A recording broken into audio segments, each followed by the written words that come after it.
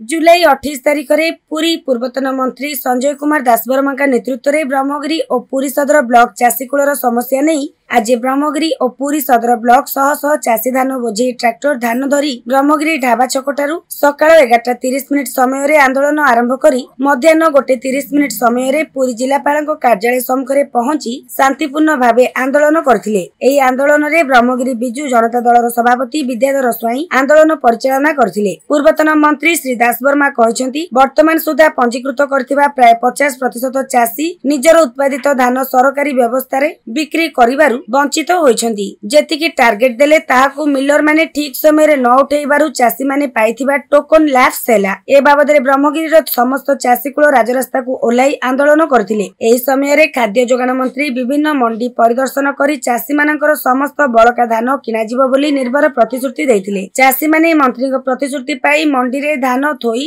ए पर्यंत अपेक्षा करथिले मध्य संवेदनहीन सरकार प्रतिश्रुति मुताबक धान किनिले नहीं, जहा फल रे ब्रह्मगिरीर हजार हजार चाषीकूल क्षतिग्रस्त हेबा सह मंडी रे धान रखी कांदुछंती। एणु आमे ब्रह्मगिरी एवं पुरी सदर ब्लॉक रो समस्त चाषीकूल 3 दफा दाबी पुरी जिलापाल को दैछंती। पंजीकृत चाषी मानक समस्त धान किना जाऊ नचेत क्षतिपूरण दिया जाऊ। खरीफ धान क्रय करिबा पई नुआ पंजीकरण पॉलिसी को बातिल करी पुराना पद्धति रे धान क्रय करा जाऊ। ब्रह्मगिरीर समस्त केनाल और नदी सफाई सहित राजदल मुक्त करा जाऊ। एही आंदोलन रे ब्रह्मगिरी बीजेडी सभापति विद्याधर स्वाई, पुरी जिला परिषद अध्यक्षा स्वप्नारायणी स्वाई, ब्रह्मगिरी ब्लॉक अध्यक्षा रत्नबाला बेहेरा, उपाध्यक्षा मालिनी दलाई, जिला परिषद सदस्य जम्बेश्वर साहू, पुरी सदर ब्लॉक उपाध्यक्षक प्रतिनिधि निरंजन परिडा, भाईलीपुर समिति सभ्य कार्तवीर्य स्वाई, सरपंच रमेश प्रधान, पूर्वतन सरपंच रामचंद्र षडंगी, चाषी नेता भगवान नायक, प्रफुल्ल जेना, सूर्यप्रसाद महांती, पूर्वतन ब्लॉक अध्यक्ष कृष्णचंद्र राय, युधिष्ठिर नायक समेत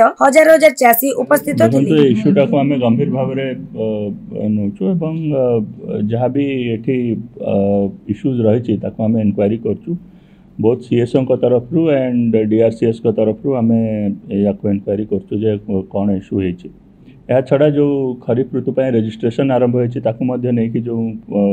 किछि इश्यूज रही पॉलिसीज को नहीं कि एवं रजिस्ट्रेशन को नहीं कि ताकू केमती सुरखुर रे आमे करिबा और समस्ते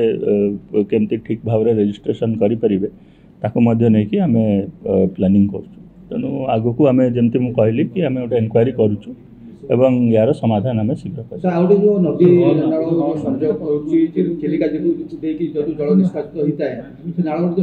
इरिगेशन डिपार्टमेंट को माने निर्देश दौचे। आज भी मुझे जाइली कृष्ण प्रसाद सेठी भी किछिटा एरिया रे ए प्रकार आसीतला ग्रीवेंस तो ताकू नहीं कि आमे गोटे सर्वे करबा, सर्वे करके तार उचित पदक्षेप नबा। आज ब्रह्मगिरी ब्लॉक एवं पुरी सदर ब्लॉक रो 25टी सेवा समवाय समितिर चाषी प्रतिनिधि आज आसीतलु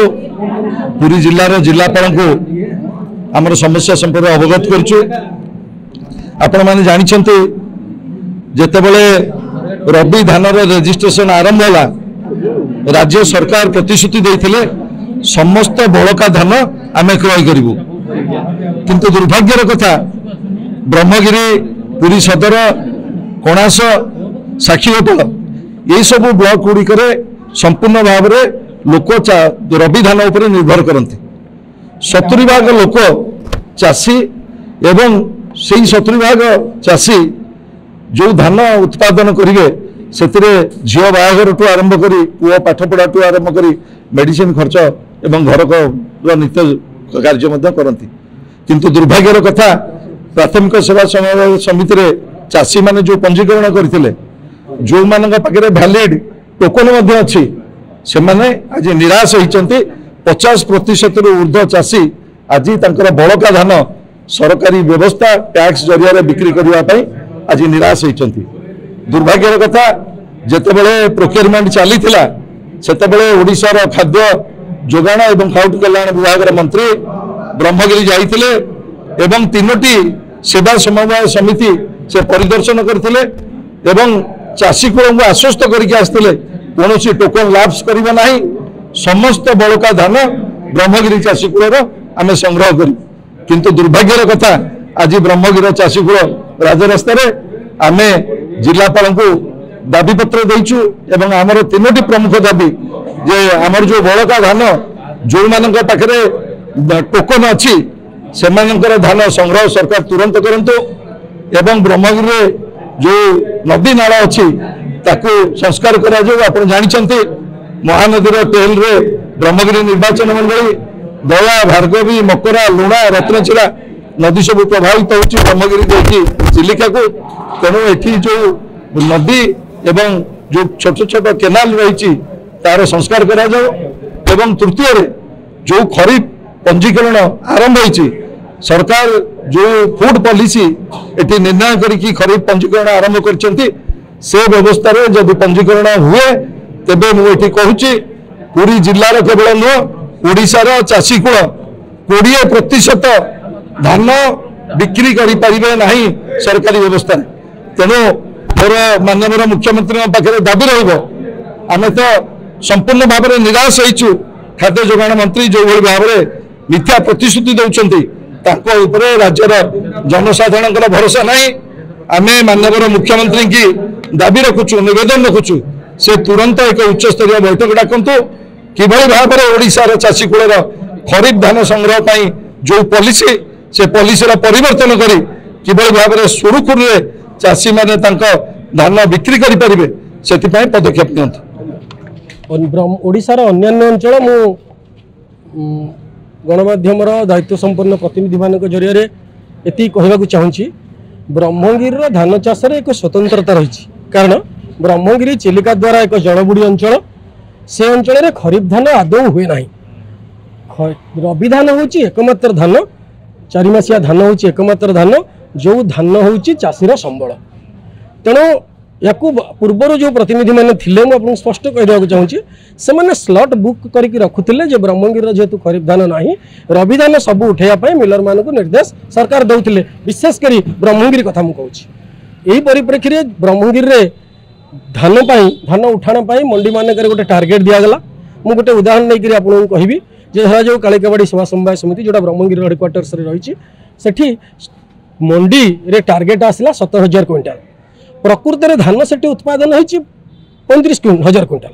किंतु फास्ट टार्गेट आसला 17,000 क्विंटाल जो 17,000 क्विंटाल आसला 30 तारीख पर्यंत गत मासर 30 तारीख पर्यंत जून 30 तारीख पर्यंत टार्गेट थिला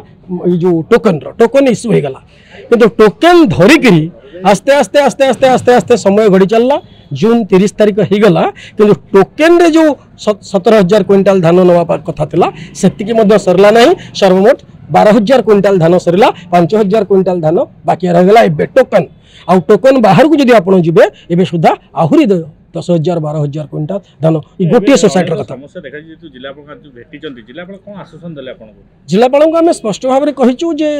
मीडिया बंधु मानू एवं प्रशासनिक अधिकारी मानू नहीं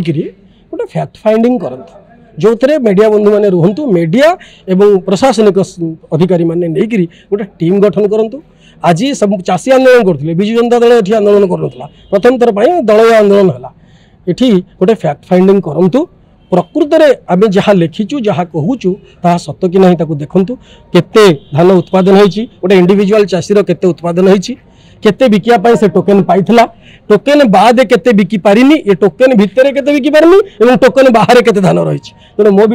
हिसाब करुँची मुझे कोऑपरेटिव सेक्टर रे काम करुँची कोऑपरेटिव बैंक डायरेक्टर अच्छी चाषी मान द्वारा निर्वाचित प्रतिनिधि मुझे स्पष्ट भाव में आपको चाहूँगी गाँ मोट टोकन भितर एवं टोकन बाहर जदि आपण मैंने हिसाब करेंगे ताले 50 भाग अधिक धान एवं सुधा बिक्री सूर्यप्रसाद महान कौन आपन समस्या रही जे चासी माने आपन सब आछते जिला पर आज भेटिले कौन आपन समस्या रही प्रमुख नहीं आपण मान तो सब जानिछंती ब्रह्मगिरी 70% लोक होंदी चासी केवल तार धान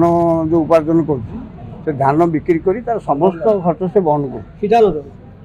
ता घर टू आरंभ करी तार बाहागर टू आरंभ करी तार घर खर्च पर्यंत सब गुड़ाक ताकर से चाष भी से ये करे चाषी जिते हैरान हो चाषी की पंजीकरण कराला हजार हजार लोक पंजीकरण कराला 1000 क्विंटाल पंजीकरण कराला पंजीकरण कर सारा पर किंतु से धान निगला नहीं जो निया नगला से कम से कम 400 फार्मर होता पंजीकरण होता से 200 फार्मर जा 200 फार्मर रही ଯାହାଫଳରେ ସେମାନେ ରାଜସ୍ୱକୁ ଓହ୍ଲେଇ ଯାଏ। ହଁ ପ୍ରତିଶ୍ରୁତି ଦେଇଥିଲେ କଲେନି, ଏମିତି ସରକାର ତ ସେଇ ପ୍ରତିଶ୍ରୁତି ସବୁ ଦେଇକି ମିଛ ପ୍ରତିଶ୍ରୁତି ଦେଇଛନ୍ତି ଆଉ କ'ଣ। ଜିଲ୍ଲାପାଳ କ'ଣ ଆଶ୍ୱାସନ ଦେଲେ